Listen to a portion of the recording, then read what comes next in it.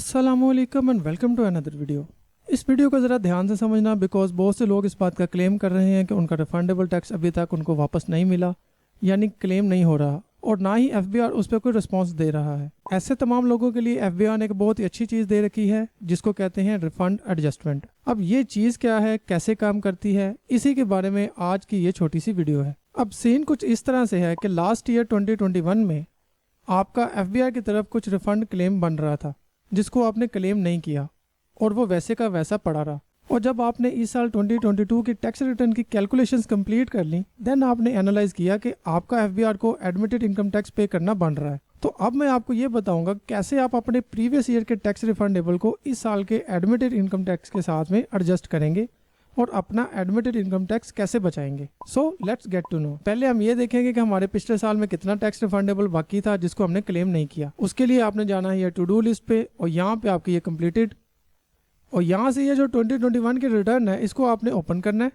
या व्यू कर लें, जैसे ये व्यू का बटन है। नेक्स्ट आपने सिंपल आ जाना है कंप्यूटेशन पे और यहाँ पे सबसे नीचे आएंगे तो देखिए आपका 740 रुपये यहाँ पे रिफंडेबल इनकम टैक्स बच रहा है जो भी आपने एफबीआई की तरफ से क्लेम करना था मगर आपने नहीं किया। अब हम इसको 2022 के एडमिटेड इनकम टैक्स के साथ में एडजस्ट करेंगे। उसके लिए 2022 के इनकम टैक्स को हम ओपन कर लेते हैं। अभी हमने ओपन कर लिया 2022 की टैक्स रिटर्न, और जैसे कि मैंने बताया कि भी जब आप अपनी कैलकुलेशन कंप्लीट कर लेते हैं देन फाइनली आप यहाँ पे आके चेक करते हैं कि आपका एडमिटेड इनकम टैक्स कितना बना है।